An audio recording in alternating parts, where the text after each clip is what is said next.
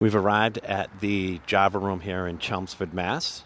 The hot chocolate scandal is very well known in these parts, and I have the pleasure of sitting with David, who is a barista here at the Java Room, also known as the coffee artist. David, if you want to say hello. Hello. Do you know who Kirk Minihane is? Yeah, podcast Jesus. The day in question, David, did you happen to see Kirk come into the cafe?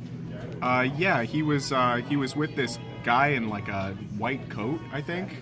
Okay, and about a year ago. About a year ago? So it was last year, 2019. Correct. Great. And the gentleman in the white coat, can you describe him? He was kind of like very tall. He kept speaking in like sort of a Russian accent. Aside from this tall gentleman with Kirk, was there anybody else with him? Well, not other people, but he was walking around with this like goldfish in a bowl for some reason, and he kept like walking around throughout the cafe, just like showing it the paintings. He like walked over to the piano and blinked a couple keys for it. It was so weird. Did he refer to the goldfish by name? Yeah, he like introduced me to it. It was so weird. He kept saying like, "This is Harry," and Harry's like, "I'm going to show Harry around the cafe." Can you confirm, was hot chocolate spilled by one Kirk Seamus Minihane on the wall here at the Java Room? Yeah, I was just working at the espresso machine, and all of a sudden I heard a spasm, and I looked over, and he had spilled it all over the wall.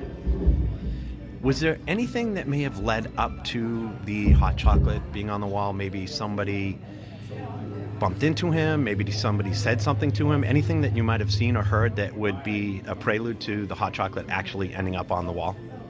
Well, nobody bumped into him, I'm sure of that much. It seemed like he was just sitting there talking when it happened. I think they were talking, I think I heard the name Sam Kennedy, and then all of a sudden he started like spasming, he got up, he started shaking, and it was like all over the wall over there.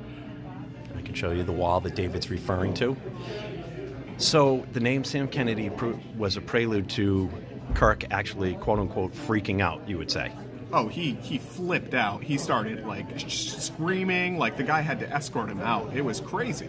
As Kirk was being escorted out by his companion, did he happen to say anything? Did he converse with you? Anything else that he had to say on his departure? I think I remember him, like, at one point he took off his shoe and started talking into it like it was a microphone. He didn't say anything to me. I mean, I grabbed the mop, and on my way over, I could hear him kept repeating to the goldfish, like, "We gotta get out of here, Harry. Like, we gotta hit the road." Getting back to the actual stain on the wall, you went over to clean it up, that's correct?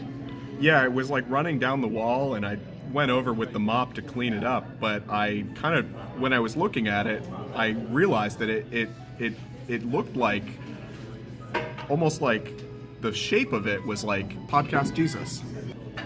And at that point, did you wipe it off the wall? Well, I decided to leave it there because, you know, it's pretty incredible. So I just left it there for a long time. I noticed that it's no longer on the wall. Can you tell me what actually ended up happening with the stain? What about that? I mean, it was there for longer than 3 months. It was there for like 7 or 8 months at least. And so finally my boss gets sick of it, and she asked me to like scrub it up with I hit it with the sponge, it didn't work. I hit it with the magic eraser, it didn't work. Finally we had to like repaint over the stain. So it's still there, it's under the paint. So in fact, the stain still exists, it's just not visible to the naked eye, correct? I believe it's still there, shining through. Now, you do realize that if that stain is still there, and we Minifans who worship podcast Jesus, if they realize that's there, you do understand that you may have an influx of thousands of people that may be coming here to worship the stain? I mean, I pay homage to it too, you know? It's like, it's an incredible miracle, and we just got to be respectful and grateful for its presence. We're right now at the marshmallows on the top of this hot chocolate scandal. More to come. This is breaking news, folks. This is Tim in Canton.